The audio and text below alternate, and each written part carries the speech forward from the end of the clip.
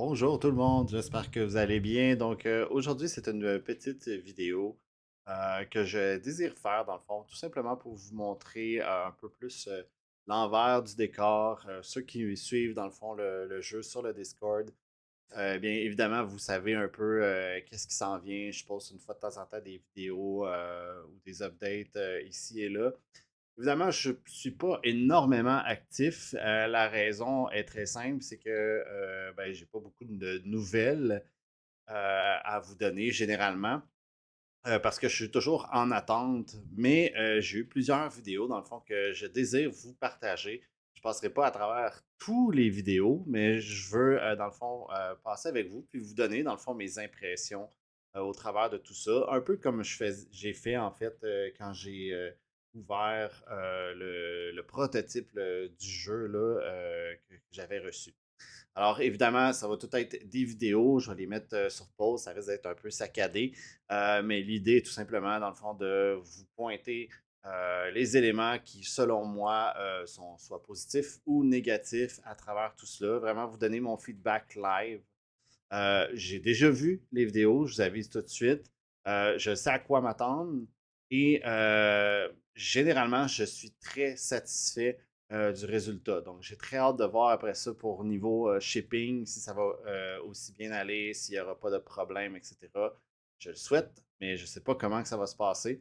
Euh, mais voilà, fait que je suis dans le fond en train de parler à justement deux compagnies, une pour l'envoie directement à ma maison.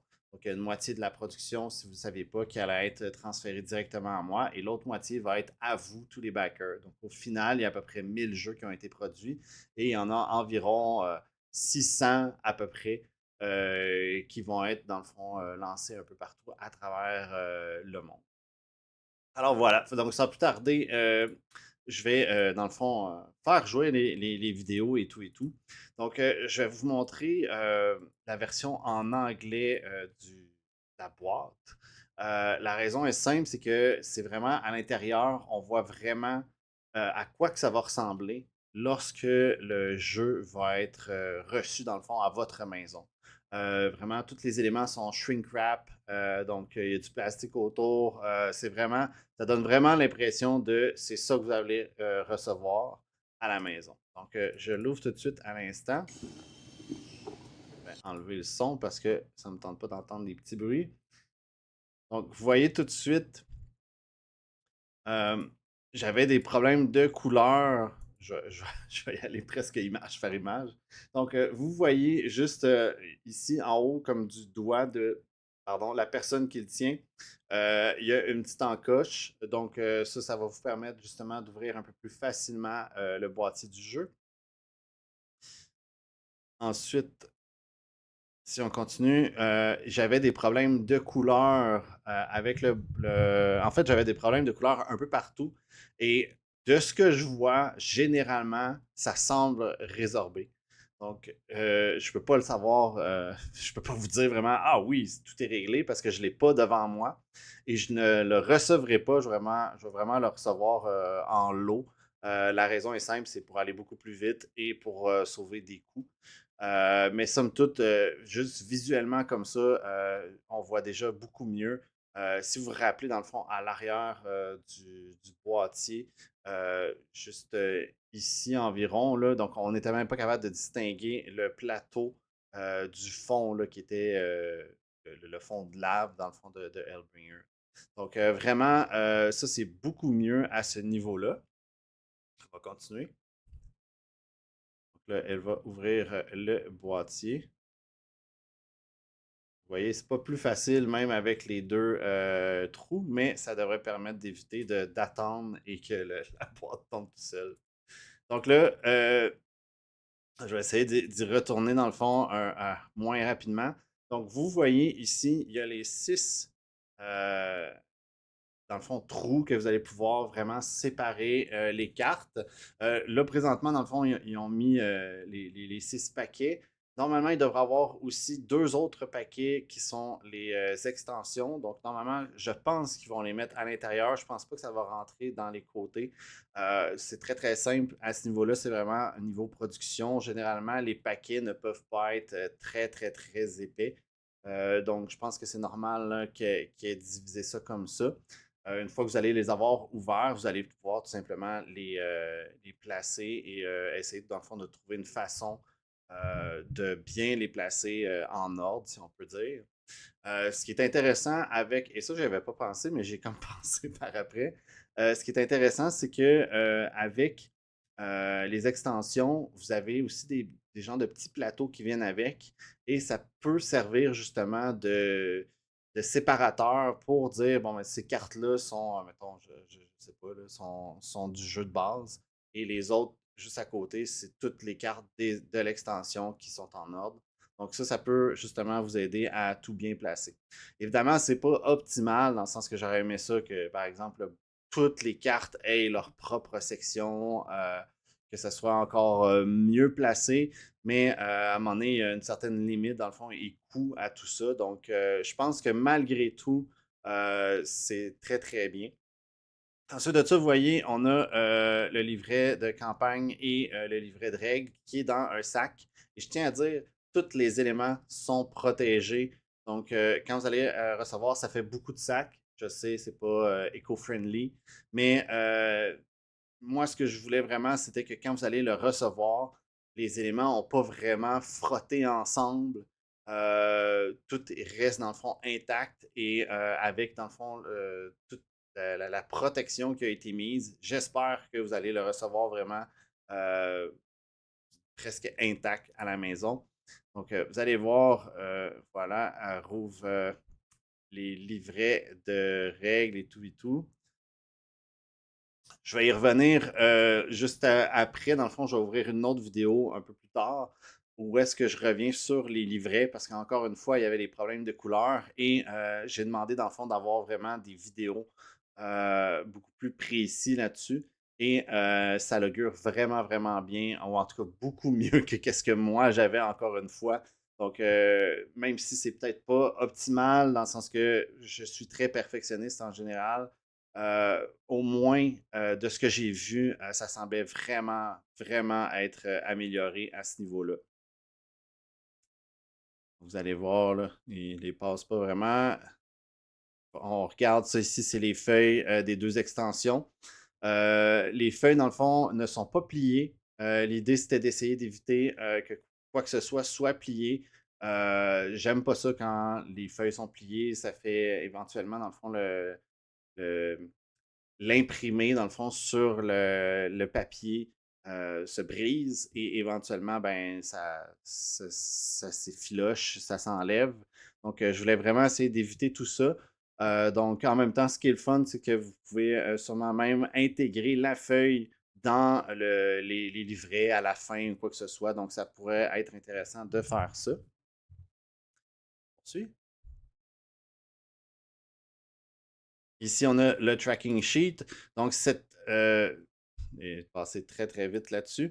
Mais cette feuille-là, c'est avec ça que vous allez pouvoir écrire, dans le fond, toutes les avancées sur votre campagne et débloquer, dans le fond, les différents bonus pour devenir de plus en plus puissant à travers les campagnes. Donc, voilà. Et ici, on a les plateaux. Donc, vous voyez dans celle-là ici, dans le core box, si je ne me trompe pas, les éléments ne sont pas tout shrink wrappés. Mais dans d'autres vidéos, je vais essayer de le retrouver, là. Je ne les connais pas tous par cœur, mais il y en a un justement qu'on voit vraiment que tout ça est comme shrinké ensemble et tient ensemble. Donc, vous voyez vraiment les plateaux, la forme aussi, style puzzle, pour permettre dans le fond de clipper ou déclipper le truc avec les informations, donc les genres de petites pastilles. À l'arrière, il n'y a rien du tout. Encore une fois, j'aurais pu mettre des éléments à l'arrière des plateaux ou quoi que ce soit, mais je trouvais que c'était plutôt inutile. Donc, je me suis dit tout simplement, mettez ça noir. C'est le plus simple. J'aurais pu mettre quelque chose de design, mettre peut-être, je sais pas, un genre de fond, de artwork cool ou quoi que ce soit, mais je me suis dit le plus simple pour sauver les coûts et tout et tout. Peut-être que si un jour je peux faire réimprimer le jeu, j'espère pouvoir améliorer encore plus et peut-être même améliorer certains éléments, dans le fond, qui ont été problématiques dans cette impression-là. Honnêtement, j'en vois pas énormément, mais si jamais je suis capable, comme par exemple juste l'intérieur du boîtier, mettre le boîtier encore plus large, plus gros pour pouvoir mettre plus d'éléments, mieux les classer, etc., etc. Donc, si jamais ça peut être fait, ben je serais très heureux. On poursuit. Le sac de dés avec les dés. Ce sont tous des dés en bois et ils ont un vernis dessus si jamais vous le demandiez. Et là, vous allez voir, ah, voilà, vous voyez, c'est shrink wrappé ici. Là, je ne sais pas si vous voyez bien. Là. On voit un genre de plastique. Donc, tout est pris ensemble. Donc, ça ne bougera pas. Ça va sûrement éviter justement qu'il y ait des éléments qui se frottent ensemble. Vous avez aussi les plateaux. Je ne sais pas si vous les voyez, il y a comme une petite encoche. Donc, les cartes tiennent vraiment bien dessus. J'ai vu plusieurs vidéos dans le fond qui plaçaient les cartes et c'était parfait. Donc, vraiment, l'effet escompté est là. Puis enfin, ben, il plie pas, puis il se brise pas pour rien, comme dans le précédent prototype. Donc, vraiment content avec ce résultat-là. Donc voilà. Un petit, ça, je le dis tout le temps, je sais pas pourquoi je me sens tellement fier de ça, mais le petit sachet, dans le fond, de gel de silicone, ce que je voulais essayer, dans le fond, de faire en sorte, euh, en mettant ça ici, c'était tout simplement d'essayer d'absorber un peu l'humidité. Je sais que parfois, il peut y avoir beaucoup d'humidité sur le bateau où est-ce qu'ils sont situés. Donc, l'idée, c'est vraiment que ce petit gel-là peut-être aide un peu à éviter que, dans le fond, tous les éléments se plient ou se tordent à travers le transport. Donc, j'espère qu'il va y avoir aucun problème. Malheureusement, je ne peux pas le confirmer, mais voilà. Ensuite de ça, vous voyez les paquets de cartes avec le jeton joueur 1 et 2. Et ben c'est ça, finalement, c'est les cartes, là, il n'y a rien d'autre à voir. Et l'intérieur vraiment là, du boîtier que vous avez vu, hop, je vais aller le replacer. Donc, on voit vraiment plus en détail là, le contenu à l'intérieur. Là. Donc, rien de super particulier, mais quand même très bien là, pour pouvoir tout placer. Vraiment, les extensions et le jeu en soi entrent très bien. Et je crois qu'il reste de la place pour peut-être une autre extension. Alors voilà. Donc, voici pour ça. Je vais poursuivre avec les extensions. Tiens, on va quand même regarder vite, vite. Donc, vous allez voir vraiment là, les cartes. Comme tantôt, ils étaient tous shrink wrap. Là, ils vont vraiment passer comme au travers. Je les passerai pas tous parce que sinon, il y en a pour une éternité. Mais somme toute, j'avais spoté des cartes que je savais qu'il y avait des petites problématiques dessus de couleurs et je n'ai rien vu de vraiment problématique. J'ai remarqué qu'il y avait certaines cartes, par exemple, les cartes or, euh, qui ressemblent énormément, le contour ressemble énormément aux cartes enchantement. Pour moi, ça reste une problématique, mais euh, c'est pas si grave parce qu'il y a un genre de contour plus brillant qui a été mis dessus. Vous allez voir ça dans 2 secondes, je vais essayer de vous le présenter. Donc, somme toute, on est capable quand même de bien les repérer, mais j'aurais aimé ça que ça soit encore plus poignant. Donc, vous voyez juste en bas, avant que. Vous voyez juste en bas le petit plateau ici, là, comme je vous disais, qui va pouvoir servir là, à essayer de trier mieux les éléments. C'est à peu près la grosseur d'une carte. Donc, normalement, il ne devrait avoir aucun problème à pouvoir les placer. Et là, vous voyez, ici, il est en train de les passer. Et je ne sais pas si vous voyez, il y a comme un genre de dégradé, là, juste ici, sur les rebords. Donc, c'est ça qui fait vraiment la différence là, avec les cartes. Évidemment, le trois quarts se ressemblent tous. Ouais. Voilà. Donc, je sais pas si on vient de le passer, là, à peu près là. Donc, je sais pas si vous voyez. C'est flou, hein. ça ici et ça, là, les deux qui sont ici. Donc, ça ici, c'est un type de carte et ça, c'est un autre type complètement différent. Donc, les deux se ressemblent quand même beaucoup. J'aurais aimé ça que ça soit plus différent, mais avec l'espèce de dégradé, ça permet quand même de mieux repérer la carte. Donc, c'est pour ça que je dis c'est pas dramatique là, à ce niveau-là. Et là, ensuite de ça, ben, il va passer toutes les cartes et finalement les temps de portal et voilà. Et on voit à l'arrière la couleur qui est très belle. Anciennement, c'était beaucoup plus sombre et c'était moins beau visuellement. Et même chose aussi pour les gens de en haut à gauche, dans le fond de la carte, vous avez la couleur euh, de- dans le fond, du type de la carte. Donc, chaque type de carte a comme une couleur en haut à gauche pour essayer de les repérer encore plus facilement que juste voir les logos. Donc, vous avez plusieurs comme façons de pouvoir les repérer. Et finalement, ben, il va montrer juste ici, vous voyez, le petit puzzle plouch, qui se colle ensemble. Et normalement, les cartes sleevées devraient bien fonctionner. Évidemment, il risque d'être un petit peu moins là, parce que c'est comme en rectangle, mais normalement, il devrait pouvoir fitter. J'ai pas demandé de le tester, ça. J'ai complètement oublié. Je viens de le penser là, en le faisant. Mais normalement, j'ai fait en sorte que la grosseur, dans le fond, devrait permettre ça. Si jamais c'est pas le cas, ben, ça sera juste un tout petit peu plus décalé, malheureusement, mais au moins, il y a un petit quelque chose qui est là pour ça. Donc, en gros, c'est ça, ça va ressembler à ça. Ça semble un peu foncé, mais tu sais, la lumière et tous les éléments, la vidéo, tout simplement, je sais pas dans le fond c'est quoi officiellement dans le fond la couleur, mais ça semble pas si dramatique dans le sens que il n'y a rien à voir vraiment. C'est comme une table, puis en arrière, on a comme un fond. Ce qui est important, c'est qu'on voit dans le fond un peu les sous et les icônes. C'est le plus important. Donc, honnêtement, très satisfait de tout ça. On va passer maintenant à. Oups, c'est la même chose, mais version français. Donc, on va y aller avec celle-là ici. Donc, encore une fois, il nous montre le petit plateau. Rien de spécial. Et il va passer à travers les cartes. Donc, dans celui-là, ben, c'est un peu le même élément, rien de spécial. Vous voyez, les cartes sont un peu même reluisantes.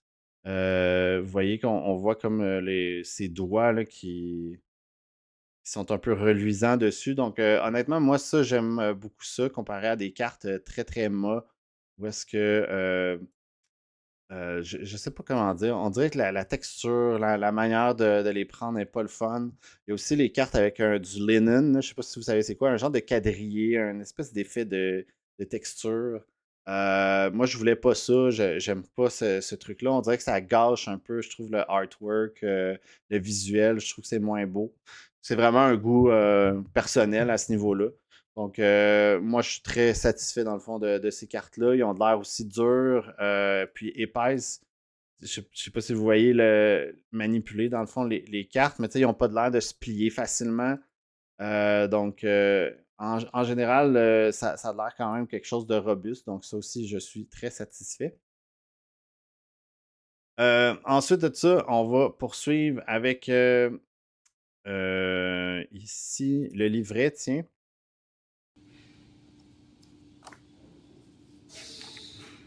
Donc, vous le voyez en français cette fois-ci. Donc, j'ai tout simplement demandé de prendre un des livrets. Et là, vous voyez ici, il y a comme un espèce de. Il y a comme des genres de carrés noirs ou rectangles noirs à certains endroits. Et ça, c'était une des problématiques que j'avais, dans le fond, quand ça a été imprimé au niveau du prototype. On ne voyait pas ces carrés-là. Donc, il n'y avait vraiment aucune différence. Je pense que c'est encore sombre, le fond. Je pense que ça pourrait être encore un peu plus adouci, plus gris, pour faire ressortir encore plus ces carrés-là. Mais somme toute, au moins maintenant, on les voit et ça, je suis enfin satisfait parce que c'était vraiment une problématique qu'il y avait.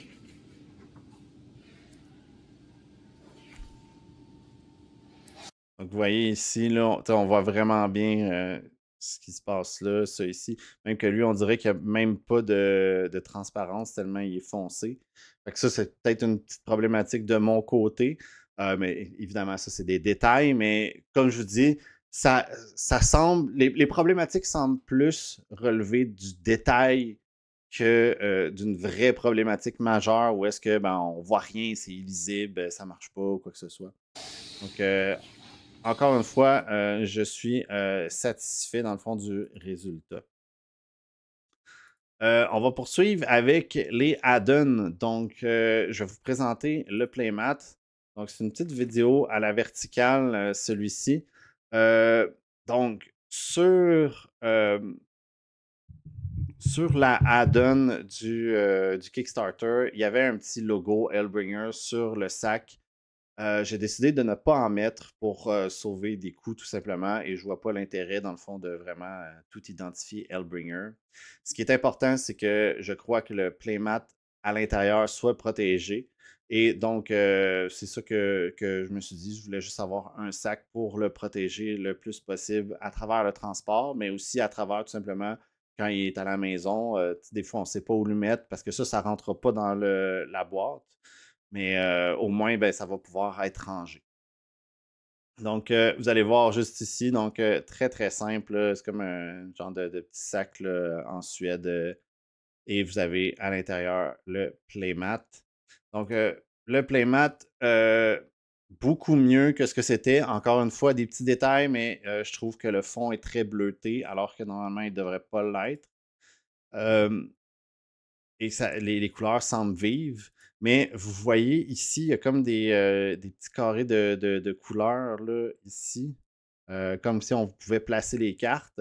Ça, il n'y avait pas ça la dernière fois. Je ne les voyais même pas.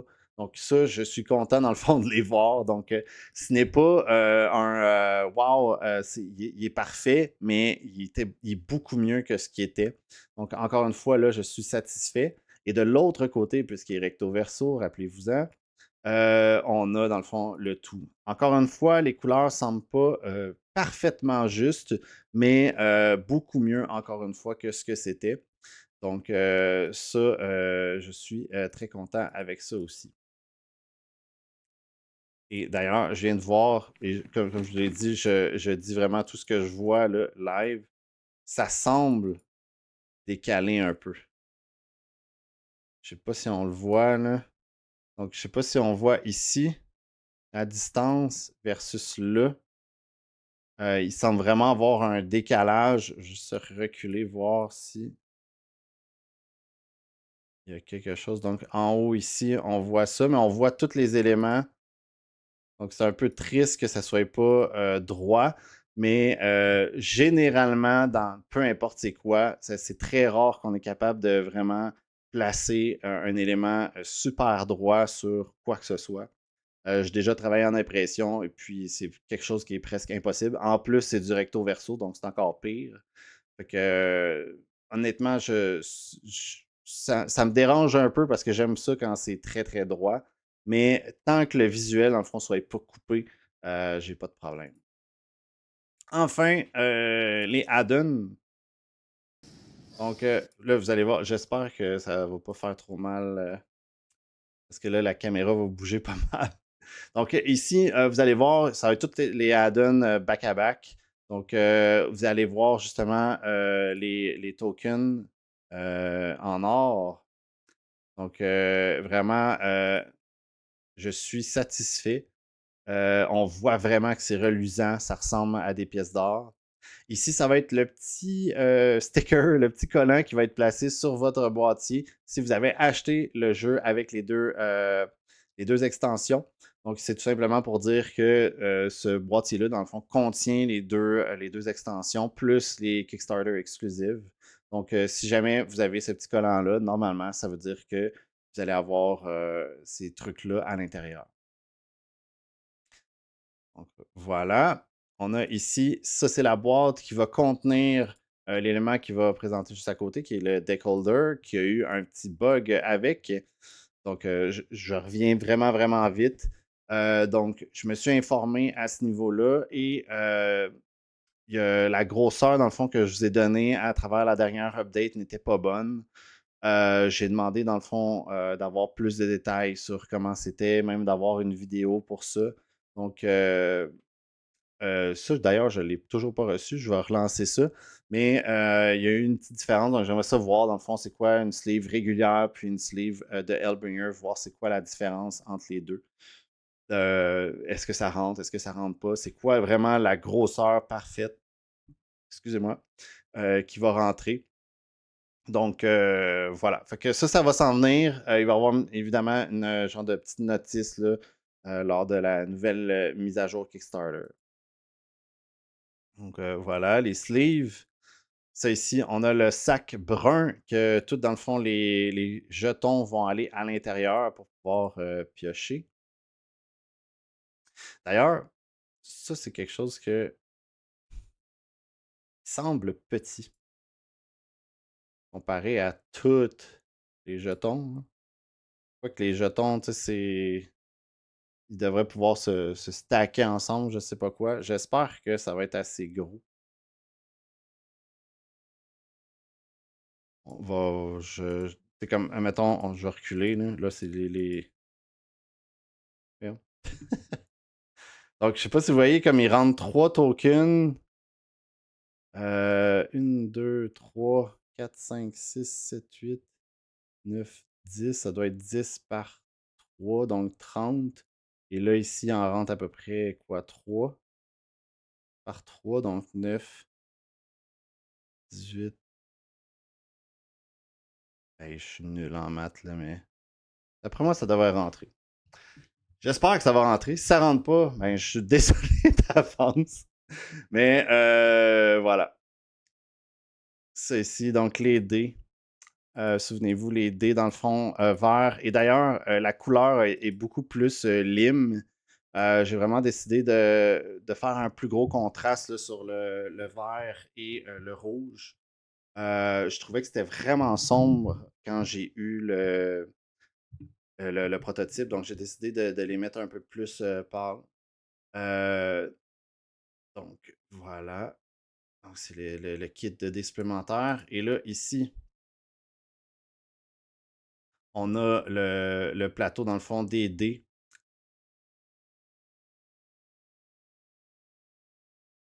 C'est moi ou. Attends une minute.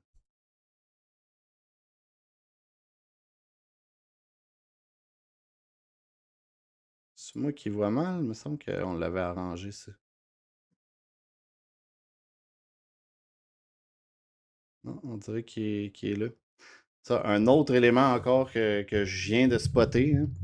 Euh, le personnage, normalement, était supposé d'être placé de l'autre côté, mais là, il a été placé de ce sens-là. Je sais pas si c'est normal ou s'il devrait être. Ou si je l'avais préparé comme ça. Il va falloir que j'aille voir dans mes fichiers.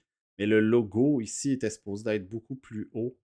Et là, il est comme en plein dans la craque. Donc, ça, je pensais que ça avait été résolu, mais ça a l'air que non. Donc, ça, j'avoue que je suis un peu déçu à ce niveau-là. Et ça, ben, le sac de Suède, là, ils n'ont même pas mis le playmat là, à l'intérieur. Donc, voilà. Fait que, vous l'avez vu, toujours des trucs qui sont problématiques. Euh, c'est très difficile à distance, dans le fond, de faire tout ça et de parler, dans le fond, deux langues différentes. Et en plus que l'anglais n'est pas. Je me considère pas bilingue. Je me considère très bon en anglais, mais pas bilingue. Donc, c'est difficile de traduire en anglais. Après ça, tenter d'expliquer quelque chose que je pense en français et eux, ils traduisent leurs mots chinois, le mandarin, en anglais pour essayer de me faire comprendre, dans le fond. Et après ça, on essaie de s'entendre. Donc, ça, c'est très difficile. Euh, tout ça, donc parfois, justement, ça peut donner peut-être des petites problématiques comme justement le logo que je me rappelle que j'ai travaillé vraiment longtemps à essayer de le corriger puis de voir dans le fond c'était où le meilleur endroit. Et même chose pour comme le sac ici. Euh, j'ai moi, selon moi, c'était comme ben moi je veux un sac qui est quand même assez grand, assez costaud, etc. Puis je pense qu'il aurait dû être un peu plus long, là, genre encore un peu, pour permettre justement de mieux aller les chercher. Est-ce que ça aurait pu être expliqué facilement? Je pense pas. Mais c'est ça. Donc, bref, c'était ça. Fait que c'était dans le fond un peu la présentation de tous ces éléments-là que je voulais faire avec vous, un peu comme un dévoile le prototype. Euh, Niveau, dans le fond, shipping et pledge manager, comme je vous dis, je suis toujours en pourparler. Je vous ai donné quelques dates, donc d'après moi, ça va être juillet ou quoi que ce soit. Ça se peut que ça soit plus tôt. Présentement, je suis en train de parler de fin, dans le fond, de production de masse et ça serait théoriquement pour le 15 mai. Donc, ça arrive plus vite que prévu. Je ne sais pas qu'est-ce que ça va donner, s'ils vont être capables de respecter les délais ou non, mais je l'espère. Et si c'est le cas, ça veut dire qu'il y a plusieurs éléments qui risquent de déjà s'en aller rapidement, dans le fond, en shipping. La raison est simple, c'est que, comme je vous disais, il y a la moitié qui s'en vient à ma maison ici, et l'autre moitié s'en va à un autre endroit en Chine qui va être redistribué, dans le fond, partout à travers le monde. L'idée, c'est de sauver, dans le fond, des coûts à la place que ça s'en vienne jusqu'ici, que moi je le reprenne et que je le reship, ça va juste aller à un endroit. Après ça, ça va se faire envoyer partout et ça va être réglé. Donc, en gros, en faisant ça, ce que ça fait, c'est que la livraison pour moi va être beaucoup plus rapide que pour vous. Euh, Ça, il n'y a rien que je peux faire d'autre parce que justement, je dois essayer de tout calculer dans le fond, la logistique et aussi les coûts et tout et tout. Et j'ai pas encore, dans le fond, ces coûts-là. Donc, je peux pas dire à cette date-là, dans le fond, tout est terminé et après ça, on envoie tout ça. Moi, ce que je veux en premier, c'est avoir vraiment une bonne idée du prix pour pouvoir, dans le fond, vous faire le paiement final pour la livraison. Et quand ça va être complété, ben, il va y avoir une date butoir, évidemment. Et ça va être cette date-là, dans le fond, qui va être la fin du Pledge Manager, tout simplement. Donc, moi, j'attends après ces prix-là. Normalement, je devrais les avoir sous peu. Donc, je travaille assidûment là-dessus à chaque jour. En tout cas, j'essaye. Et dès que je vais avoir ça, là, je vais pouvoir faire la grande annonce sur le Kickstarter. Donc, j'espère avoir une réponse vraiment, vraiment vite pour pouvoir enfin, dans le fond, mettre une date et mettre un prix final, dans le fond, sur le shipping, parce que je suis sûr qu'il y en a qui attendent encore de voir, OK, ben combien que ça va me coûter, dans le fond, au final. Ça me coûte 100 $ canadiens, divisé en, mettons, en euros, ça me fait, je sais pas, 70, plus la livraison qui pourrait coûter, là, j'invente, là, c'est pas vrai, là, mais qui pourrait coûter, par exemple, 30 €, mais là, ça me fait 100 €, mais moi, j'ai un budget de 80, je sais pas. Donc, vraiment, j'imagine qu'il y a des gens qui pensent à ça et que c'est un des éléments qui les fait peut-être reculer, dans le fond, à l'idée de, ben, moi, je veux savoir combien ça va me coûter au final. Donc, voilà. Euh, Fait que ça fait le tour, dans le fond, pour cette vidéo-là. J'espère que vous avez apprécié, dans le fond, ce petit moment avec moi où est-ce que je vous présente encore une fois les éléments, les composants du jeu. Dernière chose que je peux te dire, dans le fond, une petite parenthèse, je m'attendais à, lorsque j'allais recevoir, dans le fond, le prototype final que j'avais présenté la dernière fois, je m'attendais à ce que ça soit comme comment dire, l'étape finale avant on pèse sur le bouton d'impression de masse et ça démarre et c'est réglé. Et clairement, ça ne l'était pas. Donc, ce qui fait que ben, ça ne crée pas de faux joie parce que je vous avais déjà dit qu'il y avait quand même des délais. Mais voilà, donc j'apprends un peu sur le tas.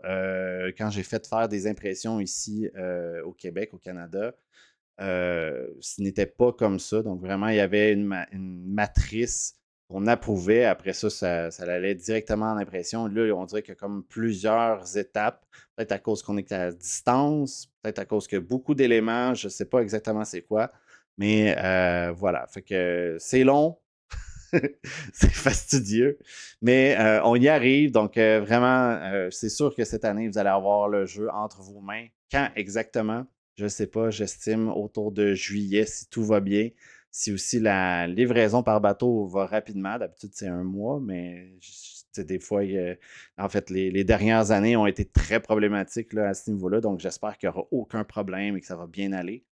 Ça se pourrait encore une fois qu'il y ait des délais, je n'ai aucune idée. Donc voilà. Fait que j'espère que ça va super bien aller et que vous allez avoir le jeu entre vos mains le plus rapidement possible.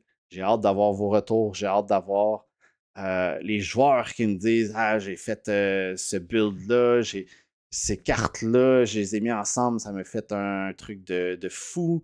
J'ai fait ce combo-là, on s'est fait éliminer par tel boss, j'aime vraiment ça, ou ah, moi j'aurais fait ça, ça, ça. Moi, j'ai hâte à la prochaine extension parce que des fois, t'en parles. Donc, bref, j'ai vraiment hâte d'avoir le retour des gens. J'ai hâte de pouvoir dire ce jeu-là est fini. Et à la limite, que ce jeu-là, dans le fond, va pouvoir soit poursuivre donc, que je vais pouvoir faire peut-être une autre extension, une autre impression de l'eau et peut-être faire grossir, dans le fond, ça en franchise. Je ne sais pas qu'est-ce qui va se passer. J'essaie toujours de rester positif là-dedans, un peu rêveur, peut-être trop naïf, je ne sais pas. Mais c'est ce qui fait que j'aime, dans le fond, passer du temps là-dessus et dans le fond, essayer de mettre le maximum, dans le fond, là-dessus. Donc, bref. Un énorme merci d'avoir écouté ça jusqu'au bout si vous l'avez fait. Encore une fois, merci de joindre les réseaux sociaux. Vous pouvez aller sur hellbringergame.com/linktree. Vous pouvez joindre les différents réseaux sociaux, comme j'ai dit au tout début. Si jamais vous êtes sur Discord, vous avez des chances, dans le fond, de voir certaines de ces vidéos-là en primeur avant que ce soit enregistré comme là. Et de pouvoir aussi me parler et même poser des questions si jamais vous en avez ou des retours ou pouvoir peut-être même jouer avec moi sur la version numérique de Tabletop Simulator. Donc, encore une fois, merci beaucoup d'avoir regardé jusqu'au bout. N'hésitez pas à vous abonner à la chaîne YouTube et moi je vous dis à une prochaine vidéo. Allez, bye bye.